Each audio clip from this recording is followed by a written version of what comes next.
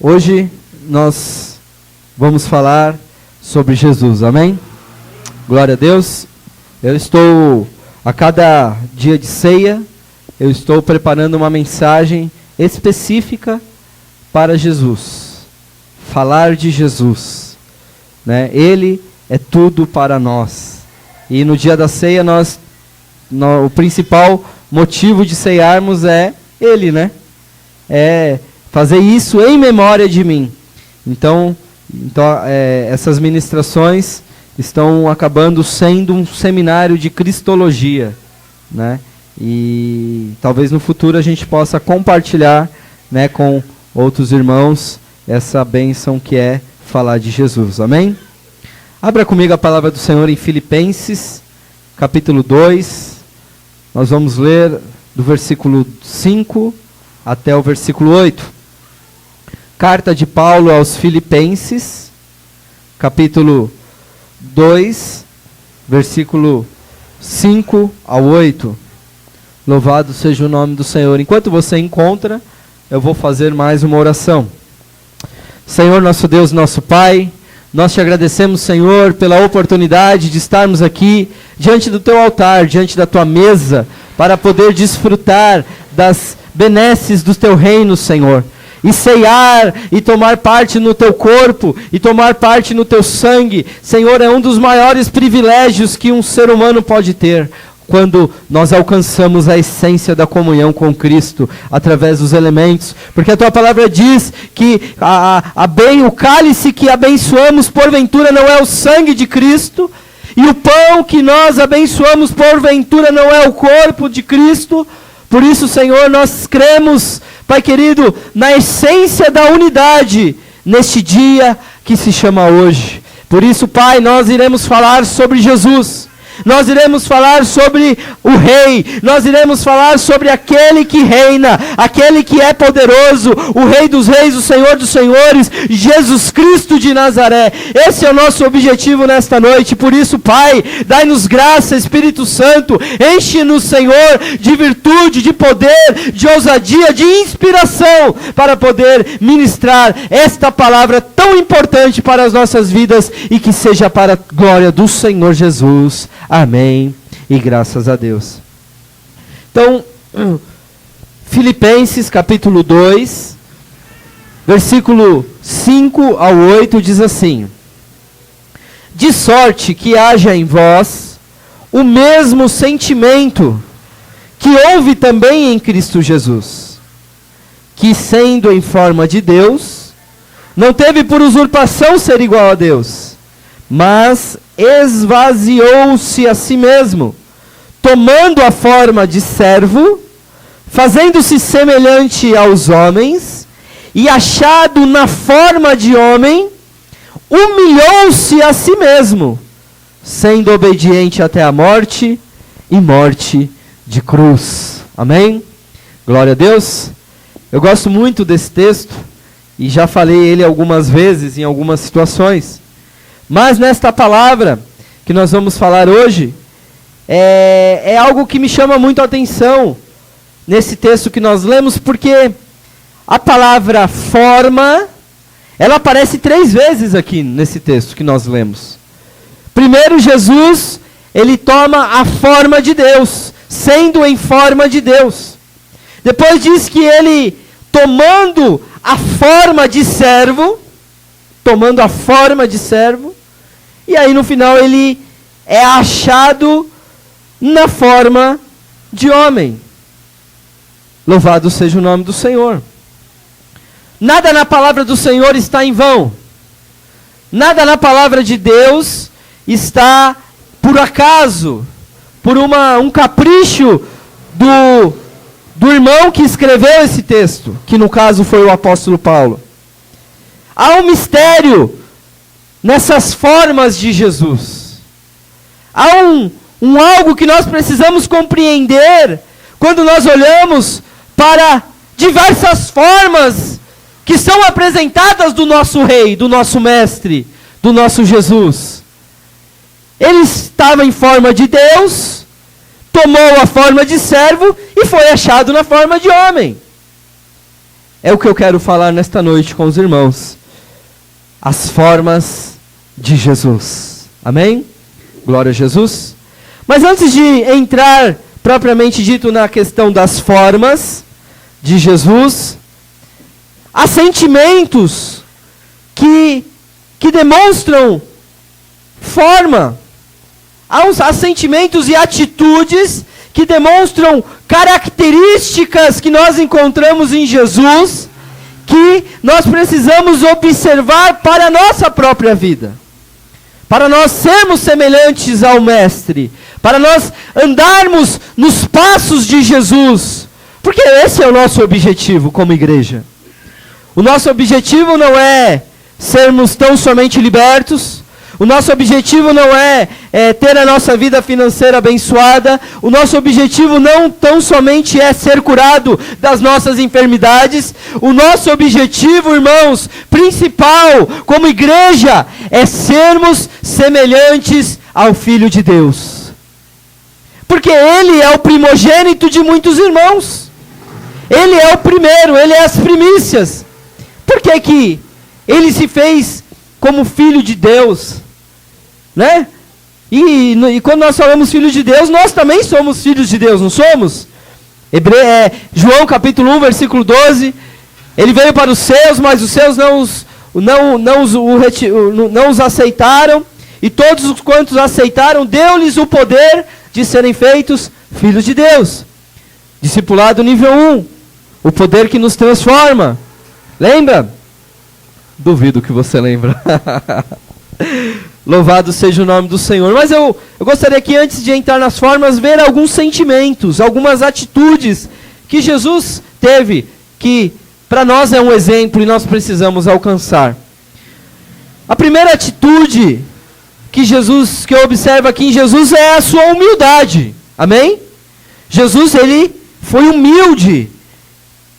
Em João capítulo 4, versículo 34, a palavra do Senhor diz assim: Jesus disse-lhes: a minha comida é fazer a vontade daquele que me enviou e realizar a sua obra. Louvado seja o nome do Senhor. Aqui Jesus, Ele estava a caminho, né, com os seus discípulos, a caminho de Samaria, e os discípulos, eles pararam ali para comprar algum alimento. E quando eles chegaram para Jesus e disseram: Jesus, você não vai comer? Aí Jesus responde: a minha comida é fazer a vontade do meu Pai. O que é humildade, irmãos? O que é humildade? Às vezes a gente ouve essa palavra humildade e nós associamos a uma condição de falta de recursos, né? Falta de dinheiro. A gente associa humildade com pobreza. Ai, não, mas é porque o irmão é muito humilde, né? É muito simplesinho, é muito pobrezinho. Irmãos, humildade não tem a ver com os recursos que você possui. Os recursos que você possui depende da graça que lhe foi dada. Se Deus te deu maior graça na área dos recursos, então, irmão, você vai desfrutar das bênçãos e maior será a tua responsabilidade sobre isso. Porque nós teremos que dar conta de todos os recursos que Deus nos entregou nas nossas mãos durante a terra, durante essa nossa vida. Mas o que é humildade? O que é humilhar-se? Ou humilhar também significa, às vezes a gente pensa humilhar no sentido de sermos diminuídos, né? Alguém fala: alguém me humilhou, a pessoa ali me humilhou, disse que eu não tenho nem um tênis furado. Né? Louvado seja o nome do Senhor. Mas humilhar-se, irmãos, é reconhecer que Deus tem razão.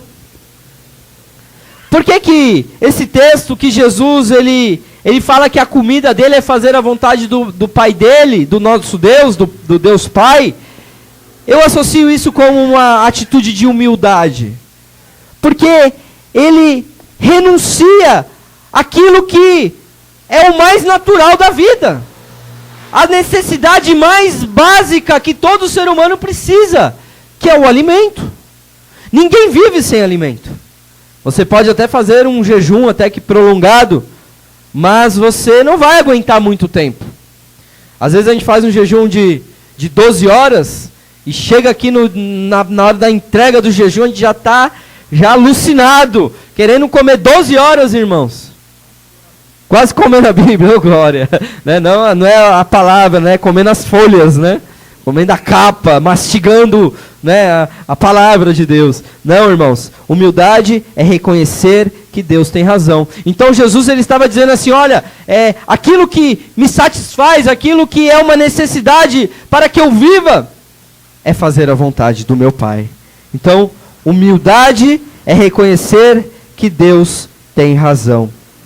Depois em Mateus capítulo 26, versículo 39, Mateus 26, 39, a palavra do Senhor diz assim, indo um pouco mais adiante, prostrou-se sobre o seu rosto, orando e dizendo, meu Pai, se possível, passe de mim esse cálice, todavia não seja como eu quero, mas como tu queres. Amém? Jesus, na sua aflição do Getsemane, ele orando, e ele sabia a aflição, ele sabia o que estava esperando por ele, a cruz que esperava por ele sabia o tamanho do sofrimento que ele teria que passar. E o que ele disse a Deus? Pai, se possível, passa de mim esse cálice. Ou seja, ele sabia que era pesado demais, que ele teria que suportar algo muito terrível, e ele disse, Senhor, passa de mim esse cálice. Ele não queria ir para a cruz, porque nenhum ser humano em sã consciência gosta de sofrer. Amém? E Jesus, ele sofreu em todas as dimensões, né? Todas as esferas, corpo, alma e espírito. E aqui, ele diz assim, Pai, se possível, passa de mim, mas que seja feita a tua vontade e não a minha. Isso é um sinal de humilhar-se. Isso é um sinal de você dizer que Deus tem sempre razão. Um exemplo que aconteceu comigo foi a morte do meu pai, né? Eu comento aqui com vocês algumas vezes. Quando meu pai ficou doente, eu falava assim para minha mãe, para minhas irmãs, falava assim, não, Deus não vai tirar ele da gente. E eu era firme, categórico, com uma fé inabalável. Eu dizia, não, meu pai não vai morrer. Deus não me falou nada? Jesus não me falou nada?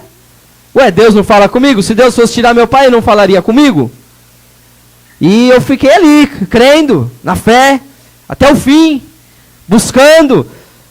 Quando ele já estava no dia que ele morreu, eu fui visitar ele morreu 15 minutos. Quando eu saí do hospital, eu estava no meio do caminho, aí ligaram do hospital para voltar, né? Porque ele tinha falecido. Ele só estava me esperando lá para se despedir, né? Eu fui lá, dei um beijinho na testa dele, e aí, depois que eu fui embora, que eu estava vindo para a igreja, aí ligaram para ele lá. Mas aí minha irmã, ela ficou desesperada, porque ela estava mais racional, né? Meu pai estava com câncer, né? Fez uma cirurgia, não deu certo, os médicos já não tinham nem esperança mais de encaminhar ele para uma quimioterapia. E aí minha irmã ficou desesperada, achando que eu ia esmurecer na fé. Agora, né, que vai destruir, vai abalar, ele vai desmoronar. Não, irmãos. Sabe por quê? Porque Deus tem razão. Nós temos que ter fé, acreditando até o fim. E a Bíblia diz, aquele que crer até o fim será salvo. Se crer, será salvo tu e a tua casa. Eu perseverei até o fim eu criei. E sabe o que aconteceu? Meu pai foi salvo para a glória do Senhor Jesus. Ele está hoje lá na glória. Então, nós temos que, a nossa humildade é entender que Deus tem razão. Se Deus decidiu levar meu pai, ele tinha poder para curá-lo. Ele tinha poder até para ressuscitá-lo. Mas não foi da vontade dele. A vontade dele era ter o meu pai lá no céu, estar num lugar de glória. E nós temos que dar a razão a Deus. Isso é humildade, tá, irmãos? O segundo aspecto é o aspecto da obediência, atitude, sentimento, obediência. É uma decisão, irmãos. Jesus, ele suportou no seu corpo, alma e espírito, obedecendo até a morte e morte de cruz. Isaías 53, versículo 5, diz assim, mas ele foi ferido por causa das nossas transgressões e moído por causa das nossas iniquidades. O castigo que nos traz a paz estava sobre ele. E pelas suas pisaduras nós somos sarados. Jesus, ele sofreu no corpo. Ele foi moído pelas nossas iniquidades. Tem uma mensagem que eu preguei lá no Taboão, né? Não preguei aqui ainda, que é totalmente esmagado, né? Uma pregação que nós fizemos no dia de ceia também, que até eu li um depoimento de um médico, né? Analisando a morte de Jesus, né? Com o olhar de um médico, aquilo que Jesus passou. Qualquer dia eu vou pregar aqui, para que vocês também recebam essa bênção. E aqui nós vemos em Isaías 53, o clássico. Ele foi moído, irmãos. Dá para entender o que é isso?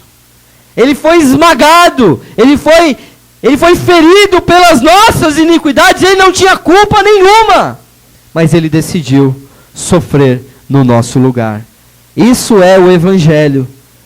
E nós muitas vezes esquecemos do Evangelho. Nós esquecemos que Jesus, ele foi ferido, partido, ele foi como uma ovelha muda diante dos seus tosqueadores. Ele não abriu a boca, mas ele suportou toda a dor que um homem, um ser humano, poderia suportar. Depois, ele foi obediente na alma. João 12, 27 diz assim: agora minha alma está perturbada, e o que direi eu? Pai, salva-me desta hora, mas para isto que vim ao mundo, para esta hora. Jesus, ele declara para os seus discípulos, ele põe para fora, ele desabafa, ele diz: a minha alma está perturbada. Você acha que Jesus estava feliz de ir para a cruz? Você acha que Jesus estava cantando o cântico de vitória? Jesus estava com a sua alma perturbada. Só que aí ele diz: o que direi eu? Pai, livra-me desta hora. Mas foi para esta hora que eu vim ao mundo. E muitos de nós queremos que Deus nos livre das horas de angústia, das horas de sofrimento. Nós queremos que Deus nos livre, mas, irmãos, o sofrimento e as angústias desse mundo fazem parte. Porque nós estamos nesse mundo. O dia em que estivermos na glória, tudo isso cessará. Angústias, aflições, tristeza, dor na alma, perturbação. A minha alma está perturbada. Não foi Pedro que diz isso, não foi Paulo, não foi Moisés, foi Jesus Cristo, nosso Senhor. A minha alma está perturbada. Mas ele foi obediente até a morte, e morte de cruz. Amém? E depois ele foi obediente, ele suportou no seu espírito, obedecendo até a morte. Em Mateus 27, 46 diz assim: e perto da hora nona, exclamou Jesus em alta voz, dizendo: Eli, Eli, lama sabachthani, isto é, Deus meu, por que me desamparastes? Imagina só Jesus. Em todo tempo ele dizia: eu e o Pai somos um. Vocês vão me abandonar, mas o Pai não me abandona. O Pai está comigo.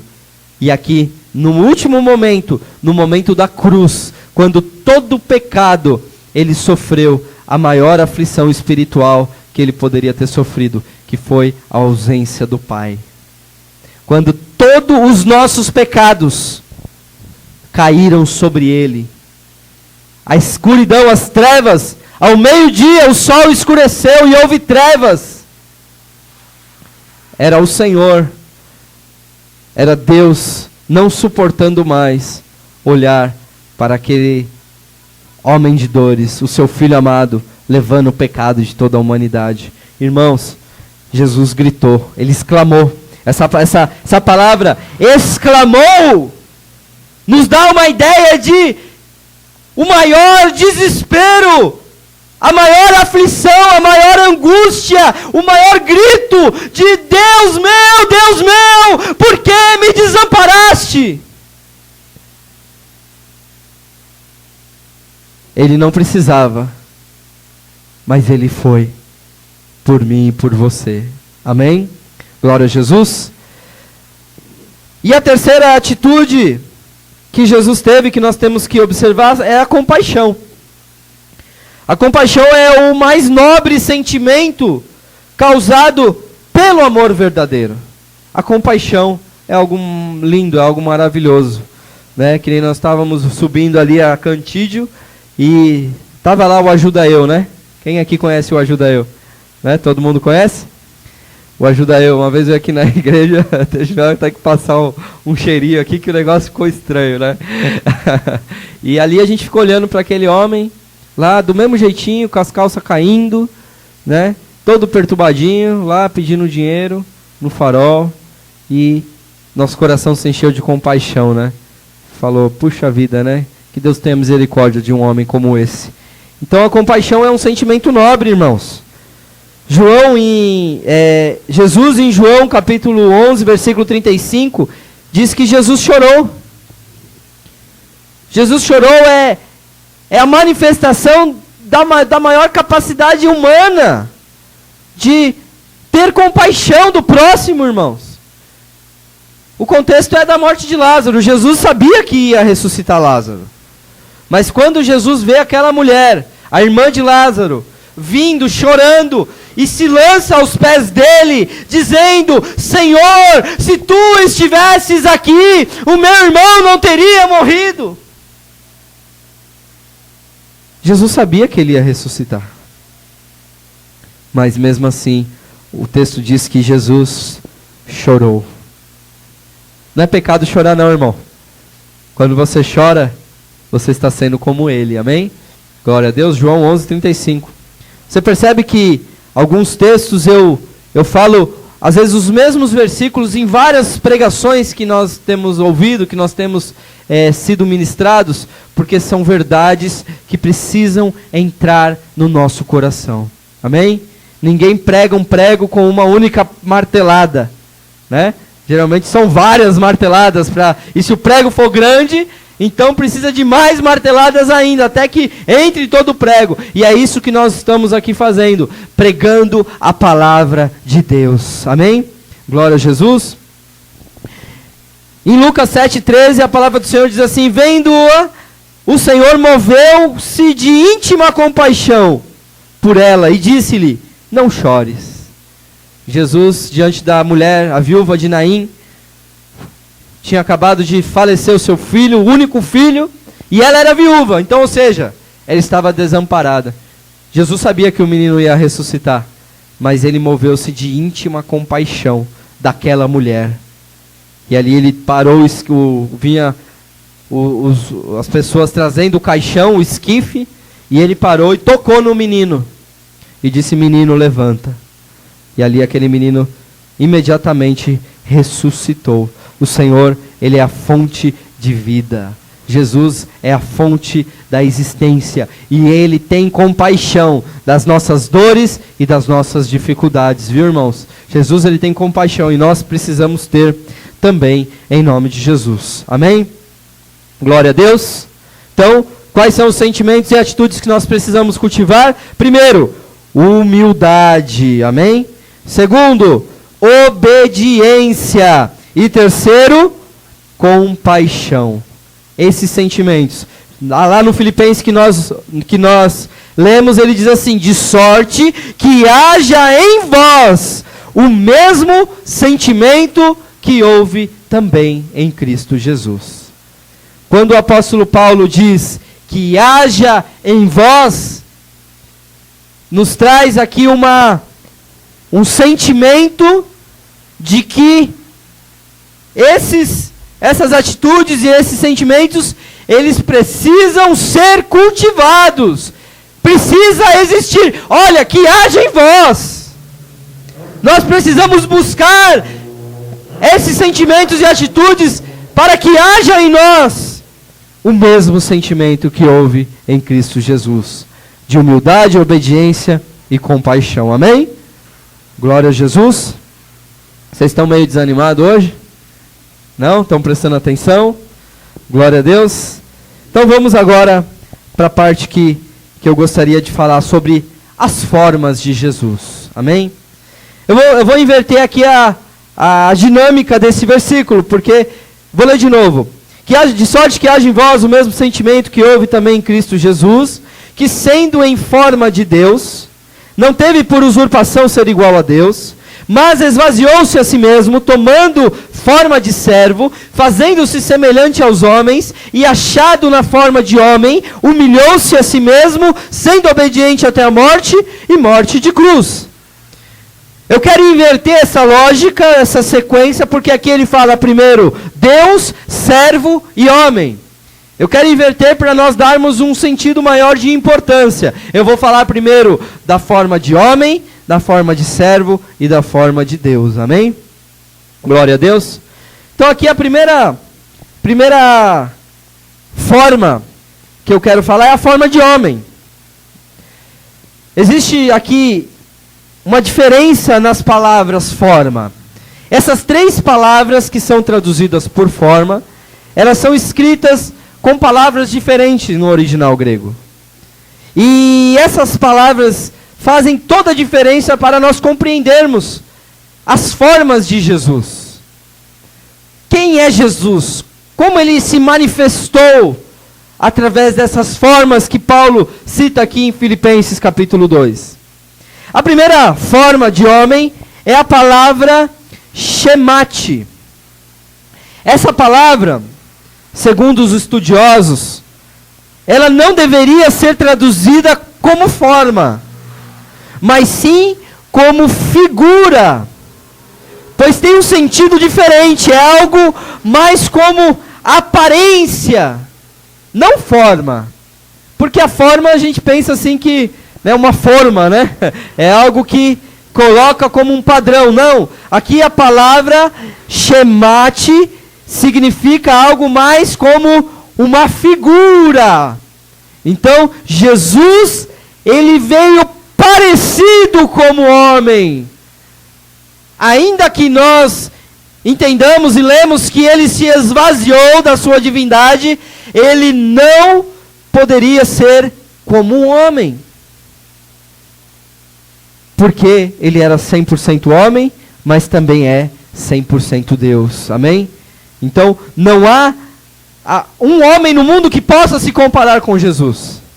Maomé nunca poderia dizer ao povo: vinde a mim, vós que estáis cansados e sobrecarregados, que eu vos aliviarei.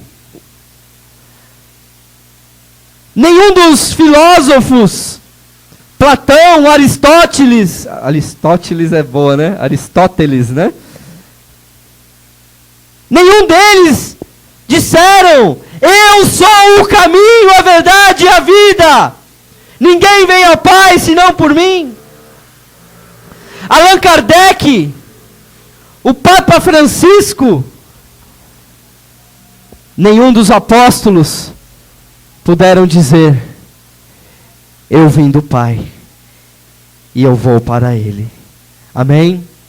A figura de Jesus Cristo nos mostra que Ele veio na aparência de homem para saber como somos, como você é, irmão, para viver aquilo que você vive, para experimentar as mesmas aflições que você experimenta, e eu vou dizer, e maiores ainda.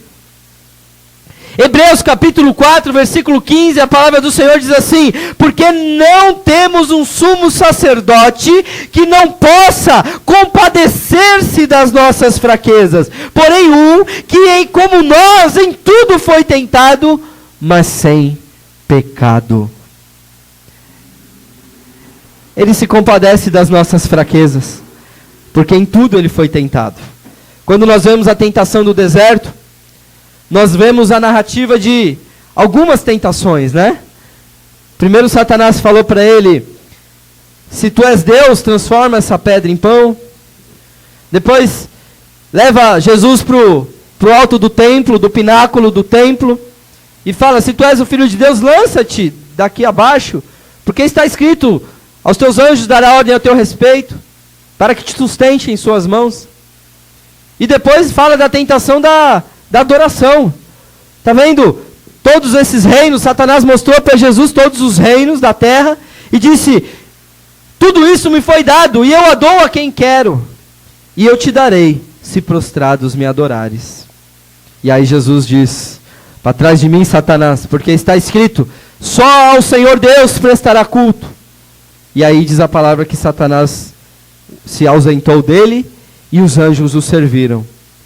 Nós pensamos que foi só isso, né?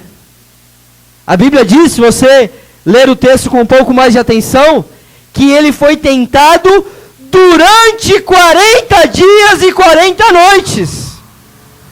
Foi durante 40 dias e 40 noites, irmãos, que Satanás estava lá, insistindo, se tu és o Filho de Deus, se tu és o Filho de Deus, faça isso, faça aquilo, você não vai aguentar, você não vai suportar.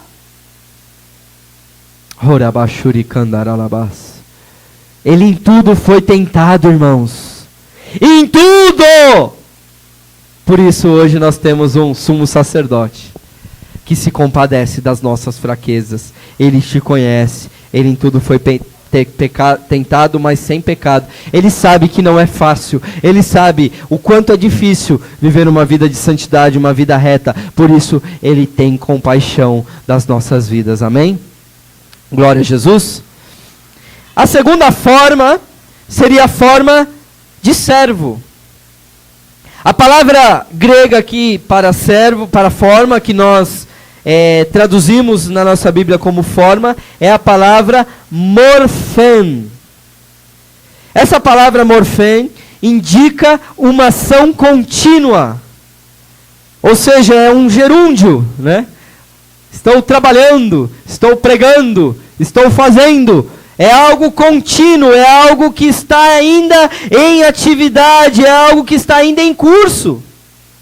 Quando Jesus, ele toma, né, a forma de servo, porque aqui no texto ele diz, sendo em forma de Deus, não teve por usurpação ser igual a Deus, mas esvaziou-se a si mesmo, tomando a forma de servo. É algo contínuo, é algo que ainda está em atividade, algo que ainda está em andamento. Irmão, sabe o que Jesus experimentou? De tudo que ele experimentou na terra, o que ele mais gostou foi de ser servo. Ele continua sendo servo até hoje, irmãos. O texto que nós acabamos de ler diz que ele é um sumo sacerdote. O que o sacerdote é? O sacerdote é um servo que está lá intercedendo diante do Pai, que está lá ministrando ao nosso favor, se compadecendo por nós, dizendo, Pai, tem misericórdia, eu sei o que ele está passando, eu sei o que ela está passando. A forma de servo é a forma que nós precisamos aprender com Jesus Cristo de Nazaré. Ele tomou os discípulos na última ceia e tomou uma toalha, uma bacia, encheu de água, se ajoelhou nos pés dos discípulos e começou a lavar os pés deles. Isso para nós não tem muito sentido, né? Porque ninguém lava o pé de ninguém, né? Às vezes a Renata corta a minha unha do pé.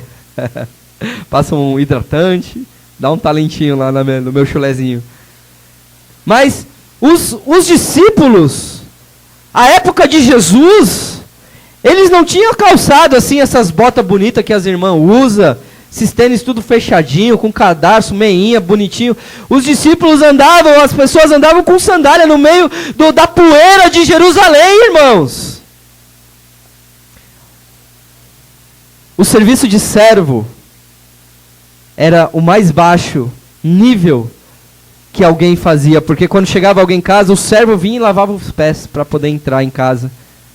E Jesus, ele se abaixou, se inclinou como servo, lavou os pés de cada um deles, e ele nos deu exemplo. E ele disse, se vocês me chamam de mestre e senhor, e fazem bem porque eu sou.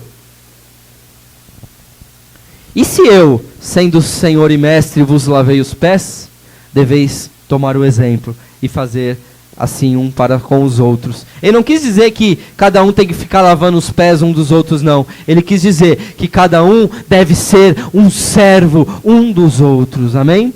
Glória a Deus. O Elton na mudança foi o servo, né? Ele foi lá e serviu com toda A Renata disse que as veias do bicho até saltavam para fora, carregando cama, carregando armário. Louvado seja o nome do Senhor. E eu estava lá glorificando. Obrigado, Jesus, que tu mandastes um servo para me servir. Amém? Grande será o teu galardão nos céus. Louvado seja o nome do Senhor. João capítulo 13, né, que eu acabei de citar, ele fala sobre isso.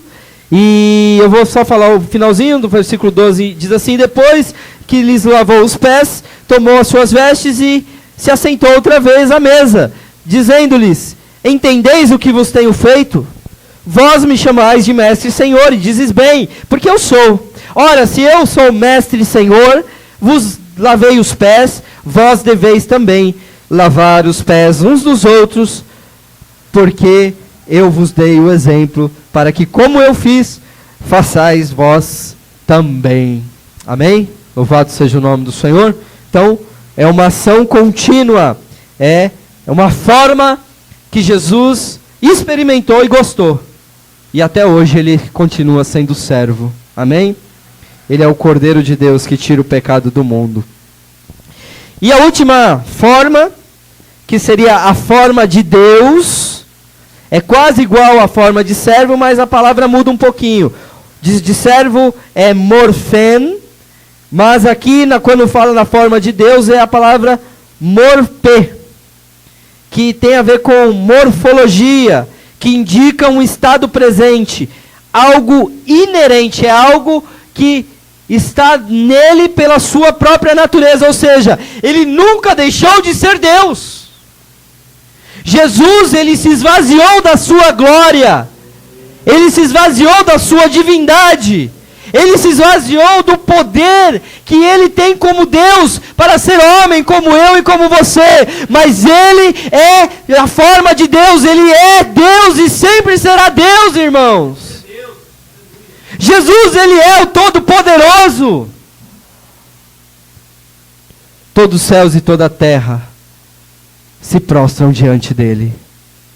Louvado seja o nome do Senhor. Em João capítulo 1, versículo 1 diz assim: no princípio era o verbo, e o verbo estava com Deus, e o verbo era Deus. João 1,14 diz assim: o verbo se fez carne e habitou entre nós, e vimos a sua glória, como a glória do unigênito do Pai, cheio de graça e cheio de verdade. Unigênito, irmão, é a palavra único. Jesus é Deus. Apocalipse capítulo 1, versículo 8, diz assim: eu sou o alfa, o ômega, o princípio e o fim, o que era e o que há de vir, o Todo-Poderoso. A palavra Todo-Poderoso aqui é a Pantocrator. Lembra do Pantocrator? Esse vai ficar gravado na mente. Falei 238 vezes para vocês. Pantocrator é a mesma palavra equivalente a El Shaddai. El Shaddai no hebraico é o Todo-Poderoso. É o Rei dos Reis, o Senhor dos Senhores. Para ele não há nada impossível. Deus não conhece problema difícil, irmãos. Ele não conhece problema difícil. Todo poder e toda glória estão nas suas mãos. E ele age ao favor da sua igreja. Mas é bem certo que alguns problemas ele permite, tá, irmãos? Porque ele quer que nós sejamos como ele. E que conquistemos nossa posição de filhos, a autoridade que temos no poder do nome de Jesus para vencer as trevas, vencer as dificuldades, vencer a nós mesmos. Amém? Glória a Deus. E o último aqui, Apocalipse 1, 10 e 11, que diz assim, João dizendo: eu fui arrebatado no Espírito no dia do Senhor. E ouvi detrás de mim uma grande voz como de trombeta, que dizia: eu sou o Alfa e o Ômega, o primeiro e o derradeiro.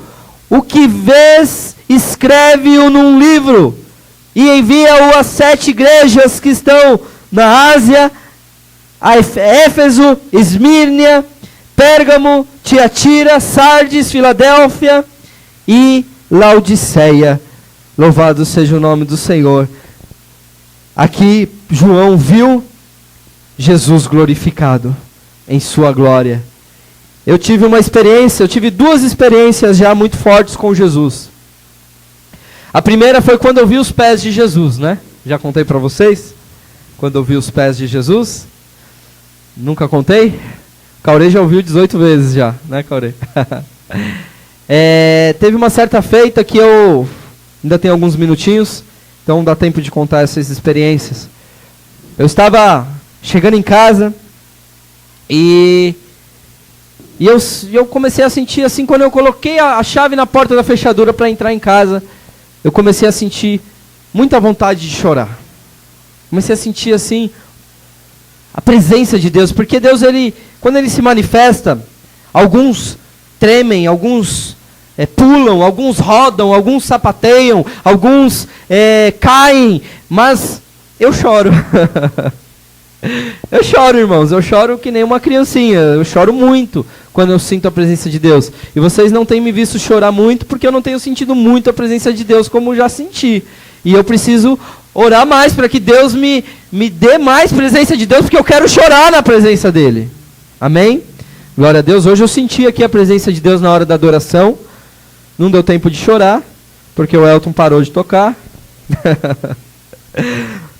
Mas aí eu estava em casa e aí eu falei assim, quando eu comecei a sentir aquele desejo de chorar, eu falei, Deus está neste lugar. E aí a gente tem que ter o discernimento e fazer o que tem que ser feito. O que eu fiz foi ajoelhar e orar. Estava sozinho, eu morava sozinho nessa época. E eu comecei a orar. E quando eu comecei a orar, imediatamente eu comecei a sentir o fogo de Deus nas minhas costas. Eu comecei a sentir a presença do Senhor. E aí eu comecei a chorar. E eu chorava. E eu suava. E aí o suor misturava com as lágrimas, que misturava com o ranho do nariz. E fazia ali uma poça de água ali na minha frente. Né? E eu comecei a ouvir um som dos céus, irmãos. Os céus, ele não é silencioso, tá, irmãos? O mundo espiritual, ele não é silencioso. E eu comecei a ouvir uns sons assim, uma loucura, ou algo assim que não dá para descrever com palavras humanas.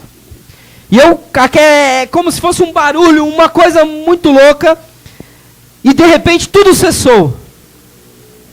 De repente tudo cessou.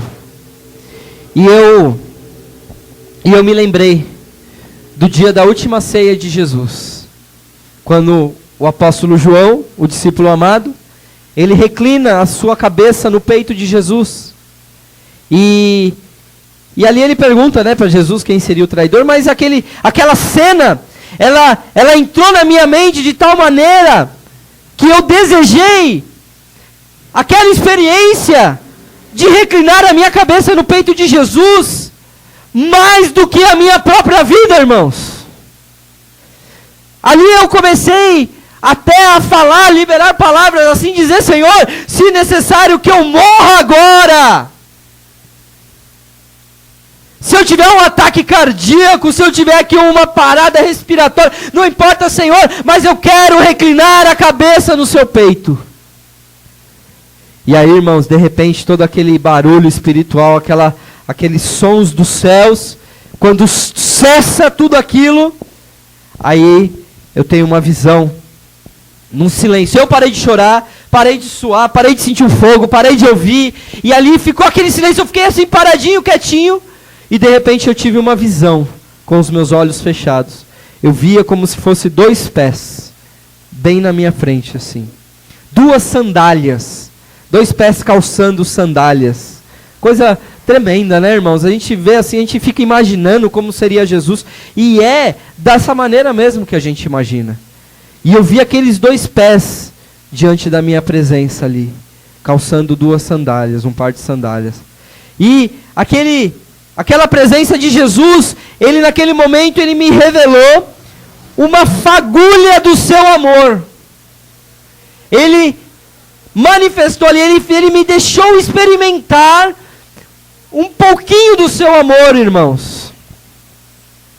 E eu comecei a me constranger. Eu comecei a me encolher. E eu comecei a ver o quanto, como pode um Deus tão santo, como pode um amor tão grande por um pecador como Eu comecei a me constranger. Eu comecei a me encolher como se tivesse uma caixinha de sapato ali, eu ia entrar ali dentro, irmãos. Porque o amor de Cristo nos constrange. E aí essa experiência, ela durou alguns minutos, que para mim parecia uma eternidade. E aí tudo cessou, a visão se findou, e aí eu fui pro banheiro tomar banho, que eu estava um caco. As coisas espirituais, irmãos, elas desgastam o nosso corpo físico. Tem horas que você tem uma visitação muito forte do Senhor, não é demônio não, amor, é Deus mesmo, são coisas espirituais, que o seu corpo fica fraco. Quando Daniel teve a visão do anjo, o Daniel caiu como morto. E o anjo disse: homem muito amado, levanta. E aí tocou nele, e aí ele se fortaleceu com o toque do anjo. Às vezes a gente quer experimentar a glória de Deus, mas muitos de nós não estamos preparados para experimentar no corpo. E outra vez que eu tive uma experiência de ver Jesus, estou contando isso, porque é a forma de Jesus, né? É isso que nós estamos falando aqui. Eu tive um sonho com Jesus. Foi uma única vez. E é como se tivesse sido essa noite que passou. Porque é muito vivo na nossa lembrança. As coisas espirituais, elas são muito vivas na nossa lembrança. E no meu sonho, eu vi um homem. Você vai me perguntar, Jesus tinha cabelo comprido? Jesus tinha olho azul? Jesus tinha barba? Eu não sei, irmãos, te dizer como que ele era fisicamente no sonho. Mas eu sabia que aquele homem que estava ali diante de mim era Jesus. E ele me mostrou duas formas dele. Ele me mostrou a sua alegria e a sua pureza. Eu via, impressionante, irmãos, é falar assim, eu queria ter assim, palavras para transmitir. Por isso que essas experiências nós precisamos buscar para nós vivermos pessoalmente com Deus. Porque a alegria que aquele homem, Jesus, manifestou é algo que não existe nessa terra, irmãos. Não dá para descrever. Por isso que a Bíblia diz que ele foi ungido com óleo de alegria. Jesus não é um camarada carrancudo, não, irmãos.